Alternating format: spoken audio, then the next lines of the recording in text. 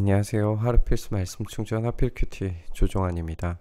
오늘 함께 나눌 하나님 말씀은 사무엘상 25장 23절에서 44절까지 말씀입니다. 아비가일이 다윗을 보고 급히 나귀에서 내려서 다윗 앞에 엎드리고 얼굴을 땅에 대고 절을 합니다. 아비가일이 다윗을 보고 내리고 엎드리고 얼굴을 땅에 대고 절하는 이런 일련의 행동들이 굉장히 급박하게 일어나는 걸 보게 됩니다. 그만큼 이제 아비가일이 긴급하게 신속하게 움직였다는 걸 보여주는데요. 이 아비가일이 다윗의 발 앞에 엎드려서 애원하기를 죄는 바로 나에게 있습니다 라고 이야기를 해요. 사실 이제 아비가일이 죄를 지은 건 아니죠. 나발이 그런 말들을 했기 때문에 나발의 문제인데, 아비가일은 바로 나에게 있다라고 그 죄를 자신에게 돌리면서 이 종이 말씀드리는 것을 허락해 주시고 이 종의 말에 귀를 기울여 달라라고 이제 주의를 환기시키는 말을 먼저 한 거죠. 장군께서는 나의 몹쓸 남편 나발, 이제 나발은 다윗을 모욕을 했는데 아비가일은 자기 남편을 모욕하고 있어요. 나의 몹쓸 남편이라고 이야기하면서 이제 지혜롭지 못한 자다, 완고한 자다, 완악한 자다, 이런 표현을 이제 계속 쏟아냅니다. 조금도 마음 쓰지 마시길 바랍니다. 그 사람은 정말 이름 그대로 못된 사람입니다. 이름도 나발인데다가 하는 일도 어리석습니다. 이제 언어 유희적인 표현이겠죠. 이름조차도 이제 어리석은 자라고 하는 이름을 가진 자기 때문에 하는 일도 어리석다라고 이야기합니다. 그런데다가 장군께서 보내신 젊은이들이 왔을 때에는 내가 거기에 있지 않아서, 내가 만약에 거기 있었다면 이런 상황을 정리를 했을 텐데 그들을 만나지도 못해서 이것이 바로 나의 죄이다, 그 일들은 내가 했어야 되는데 남편에게 맡긴, 남편이 하도록 그렇게 노출시킨 내 잘못이다 라고 이야기를 하고 있는 거예요. 장군께서 사람을 죽이시거나 몸소 원수를 갚지 못하도록 막아주신 분은 주님이십니다. 이거 이제 중요한 이야기예요. 몸소 원수를 갚지 못하도록 막아주신 분, 그러니까 사울을 직접적으로 죽이지 않도록 하신 것이 주님이시란 말이에요. 주님도 살아계시고 장군께서도 살아계십니다. 이 하나님께서 막으심으로 인해서 이 살아계신 하나님과 다윗이 증명된 거죠. 그러니까 장군님의 원수들과 장군께 해를 끼치려고 하는 자들이 모두 나발과 같이 되기를 원합니다. 이 원수들과 해를 끼치려고 하는 자들이 나발처럼 된다라고 하는 말은 이 어리석은 자의 종말이 어떠할 것인가에 대한 예언적 이야기이겠죠. 이런 최후의 순간을 맞이하게 되는 이 종말은 그럼에도 몸소 원수를 갚는 것이 아니라 하나님께서 갚아주심으로써 이루어져야 할 것이라는 걸 아비가일이 다시 상기시켜 주는 거예요. 원수를 갚는 것은 하나님께서만 하시는 것이라고 아비가일이 정확하게 아주 중요한 이야기를 다윗에게 해주고 있어요. 지금 다윗은 어리석은 남자 나발을 통하여서 자신도 어리석은 행동을 취하고 있는데, 그 반면에 아비가일, 이 지혜롭고 아름다운 여인이라고 소개되고 있는 이 아비가일을 만남으로써 다시금 참된 지혜를 회복하는 것을 우리가 보게 돼요. 어제는 미련한 사람이 미련함을 전수시키는 것을 우리가 봤는데, 오늘 본문에서는 이제 이 참된 지혜, 하나님께서 어떤 분이신가를 알게 해주는 이 아비가일을 통하여서 다시금 다윗이 지혜를 되찾는 모습을 우리가 보게 됩니다. 이 종의 허물을 용서해 주시기를 바랍니다 라고 이야기하면서 이제 가져온 예물을 드리게 되는데, 이 장군께서는 언제나 주님의 전쟁만을 하셨으니 주님께서 틀림없이 장군님의 집안을 영구히 세워주시고, 이 예언적 이야기죠. 이제 다윗의 왕조가 영원히 계속해서 세워지리라 라고 하는 그런 예언적 이야기를 하고 있고, 장군께서 사시는 동안 평생토록 아무런 재난도 일어나지 않도록 도와주실 겁니다. 하나님의 보호가 있다 라고 하는 선언을 하고 있어요.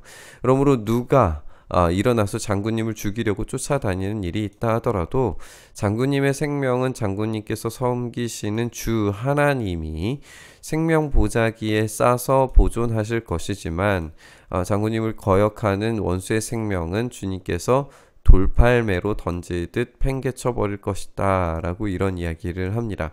이제 이거는 당시에 이제 문화를 좀 생각을 해야 될 필요가 있는데 당시에 이제 목자들은 주머니에다가 이 돌을 집어 넣으면서 양을 셌어요. 그러니까 이 주머니에 들어가는 돌은 자기의 것이에요. 하나님께서 다윗을 생명 보자기 안에 자기의 양으로서 다스리시고 통치하신다는 표현인 거죠. 그런데 장군님이 거역하는 원수들의 생명은 돌팔매로, 그러니까 이 주머니 안에 있던 것에서 꺼내어져서 이 던져버리게 되는 그런 용도로 사용될 거다라고 하는 이야기를 하고 있습니다. 그래서 다윗이 하나님 손에 붙들려 있는 하나님의 생명싸개, 하나님의 양으로서의 존재다라고 하는 것을 보여주고 있어요.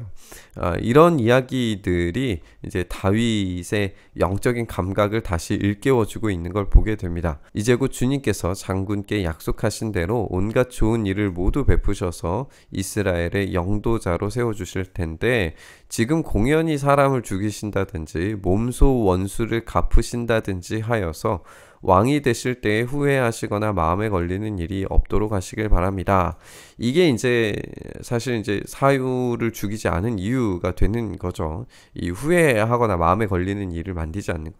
내 손으로 원수를 갚는 게 아니라 하나님께서 왕으로 세우시는 것을 자신의 삶으로 증명해내기를 원하는 다윗의 모습, 그 진짜 하나님과의 깊은 만남과 소명의 의식과 그런 참된 지혜를 이 아비가일이 정확하게 꼬집고 지적하고 있는 걸 보게 돼요. 이 몸소 원수를 갚으려고 하는 행동은 나발과 같은 미련함이라는 것을 보여주고 있는 거죠. 다윗이 아비가일에게 말하기를, 주 이스라엘의 하나님이 오늘 그대를 보내어서 이렇게 만나게 하여 주셨으니 주님께 찬양을 드려.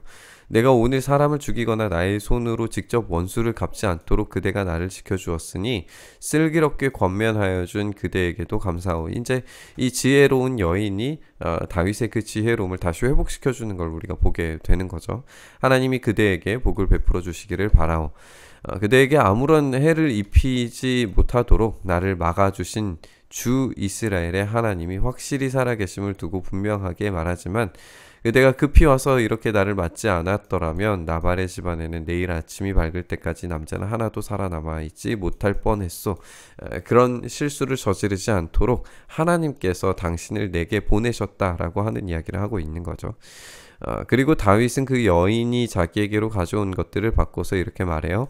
평안히 집으로 돌아가시오. 내가 그대의 말대로 할 터이니 걱정하지 마시오 라고 이야기를 하면서 돌려보냅니다.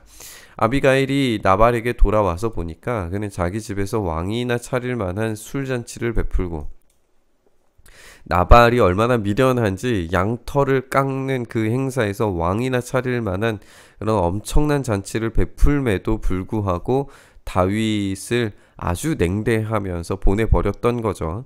취할 대로 취해서 흥겨운 기분이 되어 있었어요. 그래서 아비가일은 다음날 아침이 밝을 때까지 큰일이든 작은 일이든 나발에게 아무 말도 하지 않았어요. 아침이 되어서 나발이 술이 깨었을 때에 아내 아비가일이 그동안에 있었던 일을 모두 그에게 말합니다. 그러자 그는 갑자기 심장이 멎고 몸이 돌처럼 굳어졌다라고 이야기를 해요.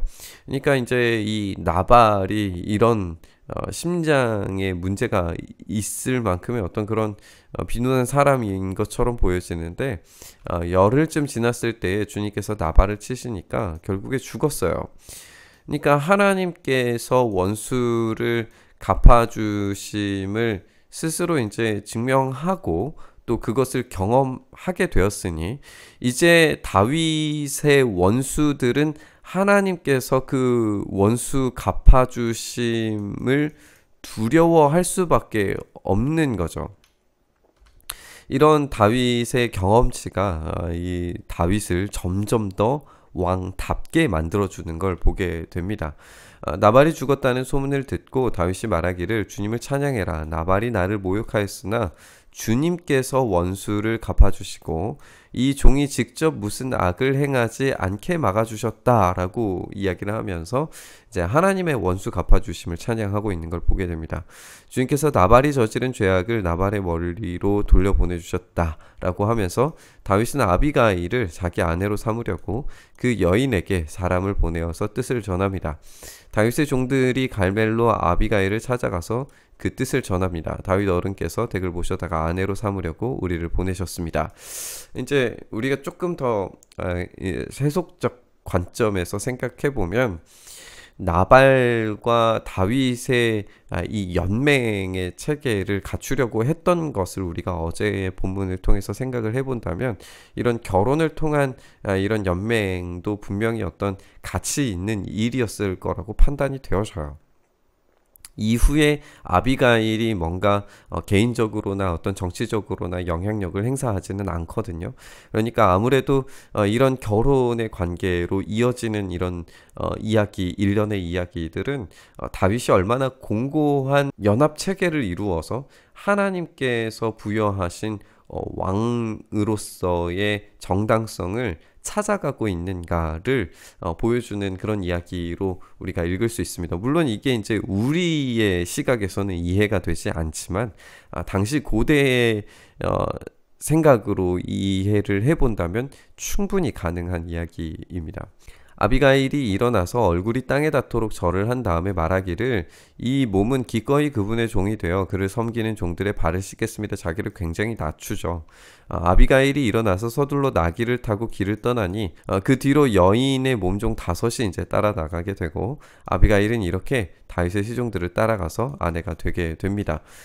다윗은 이미 이스라엘 여인 아히노암을 아내로 맞이하였기 때문에 이제 두 사람이 다 그의 아내가 되었다라고 보고하고 원래 다윗의 아내는 사울의 딸 미갈이었는데 사울이 이미 다윗의 아내를 이 갈림 사람 라이스의 아들 발디에게 주었다라고 이야기를 하면서 사울의 가문과는 점점 더 이제 멀어지고 있는 모습이 보여지고 그리고 이제 다윗의 영향력은 점점 더 공고해져 가는 것을 표현하는 결혼의 이야기로 아비가일 이야기가 맺어지고 있습니다. 오늘 말씀 묵상하면서 이 아비가일의 지혜로움을 보고 다윗이 잘못된 판단을 내리지 않고 다시금 이제 이 지혜로운 선택들을 하고 있는 걸 보게 된다는 거예요. 어제는 나발을 만남으로 인하여서 나발로 인해서 이제 미련한 행동, 지혜롭지 못한 행동을 선택할 뻔했는데 오늘 이 지혜롭고 슬기로운 여인 아비가일을 통하여서 이 아름다움을 되찾아가고 지혜로움을 되찾아가는 다윗을 보게 됩니다. 그 일들 속에 하나님께서 아비가일과 다윗을 만나게 하시고 이 다윗의 왕권이 더욱 강력하게 세워지리라고 하는 것을 이 결혼들의 이야기를 통해서 계속 살펴볼 수 있게 만들어 줍니다. 이렇게 좀 기도해 봤으면 좋겠습니다. 하나님 우리에게 지혜로운 사람, 정말 좋은 사람들 만날 수 있도록 해달라고 기도했으면 좋겠습니다. 또 한편으로 이 미련한 자들을 만났을 때에 우리가 미련한 선택을 하지 않도록 지켜주시고 보호해달라고 그때마다 이 아름다운 하나님의 일하심과 하나님의 섭리를 발견할 수 있도록 도와주는 동역자들이 우리 주변에 있게 해달라고 그렇게 기도의 제목을 가지고 기도했으면 좋겠습니다. 그 아름다움을 보는 것만으로도 그 지혜로운 이야기를 듣는 것만으로도 실패와 실수를 피할 수 있다면 우리에게 그런 동역자들이 있다는 것은 굉장히 큰 복인 것 같습니다. 내가 그런 지혜로운 사람이 되고 또 우리 주변에 그런 지혜로운 동역자들이 되어서 우리가 함께 하나님 나라를 이루어 갈 때에 어리석은 선택들에서 벗어나서 하나님의 뜻을 함께 이루어 갈 수 있는 동역자들로 그런 하나님의 나라가 확장되어지는 그런 동역자들로 우리의 삶이 사용될 수 있게 해달라고 그 아름다움을 전할 수 있는 사람 되도록 우리가 함께 묵상하며 기도의 자리로 나아갔으면 좋겠습니다. 최고의 참된 아름다움과 지혜이신 예수 그리스도를 우리가 바라보면서 주님, 우리가 어리석은 선택을 하려고 할 때마다 주님께서 보여주시는 그 참된 지혜가 우리의 삶에서 지혜로운 선택을 할 수 있도록 바른 길을 이끌어 가시는 주님을 온전히 만날 수 있도록 도와주시옵소서. 우리 주변에 그 참된 지혜를 공유하는 동역자들이 있게 하셔서 우리가 시험에 들고 죄에 빠지는 것이 아니라 하나님의 아름다움 안에 거할 수 있는 우리의 삶 될 수 있도록 주여 은혜 더하여 주시옵소서. 이렇게 우리의 삶 붙들어 주시고 인도하시기를 소망하며 우리 주님 예수님 이름으로 기도드리옵나이다. 아멘.